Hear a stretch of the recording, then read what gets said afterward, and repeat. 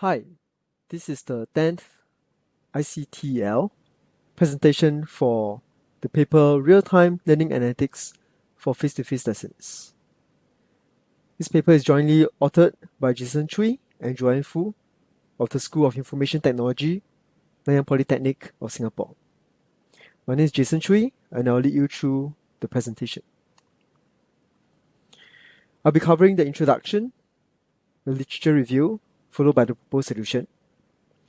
Next, we'll discuss the methodology, the findings and discussion, and we'll end off the presentation with limitations and conclusion. First, what is this project about? In the current traditional classroom, teaching and learning activities and data are distinct. Most of the time, the instructor is doing a one-directional content delivery. If he or she wants to collect feedback, he has to break the momentum of the lesson to collect data from the students. Hence, there's no sense of the level of understandings of students, especially at the individual level. This delayed feedback means a loss of learning opportunities for both the instructor and the learners.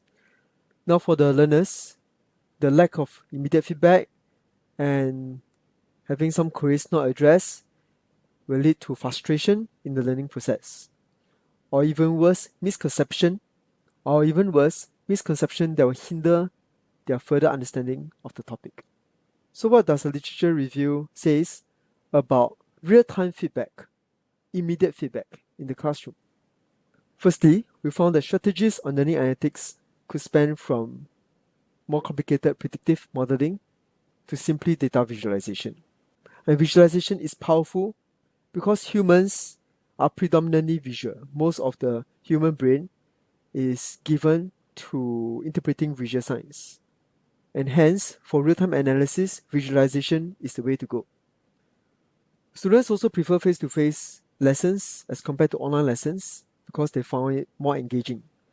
So although data capture is very easy in the digital realm, but in the physical realm, data capture is not so straightforward. Some real-time learning analytics systems were proposed, but some were too domain-specific.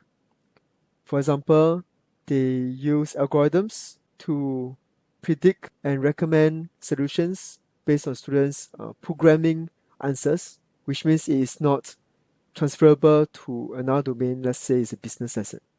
Some solutions are also not scalable. For example, there was this study where the researcher used clickers, but because there's this additional need for hardware, when the class grows big, then the institution have to purchase more and also incur maintenance cost.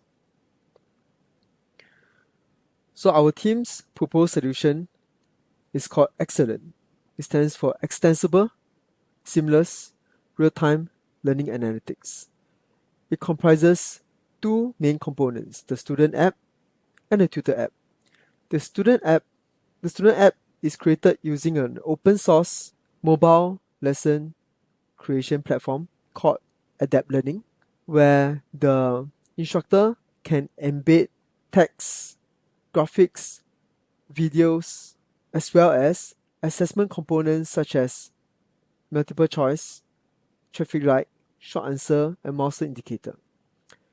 Now our team made use of these four assessment components, and we changed the code behind, since it's open source, to link it with a tutor app, where data collected from all the students can be visualized in real time using different visualization. For example, in a question view, we can know how many students got the questions correct, green, or wrong, red. There are also free response questions. There's no right and wrong. There are milestone, this part D, milestone indicator, where students will indicate they have reached this step so the instructor will know whether he can move on.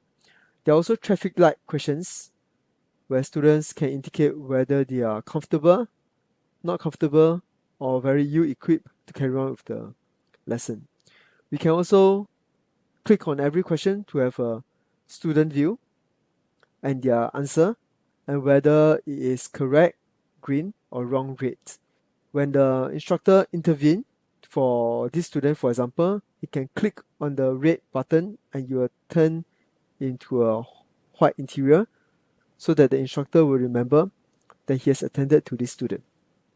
Now, we can also know at the student level who is doing which question, whether the wrong response has been intervened by the instructor or not. And this data transfer and visualization is seamless and takes place in real time, all behind the scene where the student does not know that the data is being transferred to the cloud and from the cloud put down to the app. So in our research, this is the methodology that we adopted. We got 74 Year 1 students from our School of Information Technology, Nanyang Polytechnic, Singapore, and we implemented a before and after design. First, we have a face-to-face class as usual, where we conduct the first survey. In the following week, we had a face-to-face class with the student using the student app, which means they are looking at contents and assessment components on either their desktop or on their phone. But the instructor is not looking at the tutor app, so the instructor does not know in real time what the student has responded. Lastly, we have a face-to-face class with both the student and tutor using the excellent apps. So now, in this third run, the instructor will have a real-time view of students' responses. After every class, we conduct the same survey. Plus, behind the scene, we also collect interaction data. There are 3 survey questions. On a scale of 1 to 10, how will the student rate the level of engagement he experienced, the effectiveness of the class in helping them understand, and how helpful the educator was to the student in terms of clarifying their doubts, providing thorough explanations.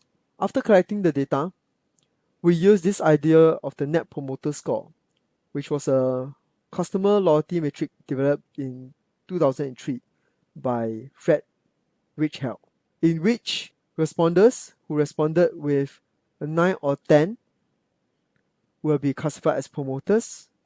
Those who responded with 7 to 8 are simply passives, and 0 to 6 are considered detractors. So what do we find? Let's look at the survey questions first. If you look at the average of the effectiveness question, engagement question, and helpfulness question, we find that without the app, a normal face-to-face lesson, responses are on average around 7.5. With the student using the app, but with the instructor not having real-time information because he's not using a tutor app, the responses is on average around an 8. However, with real-time intervention, the average of all 3 questions shoot up to around 9.2 to 9.3.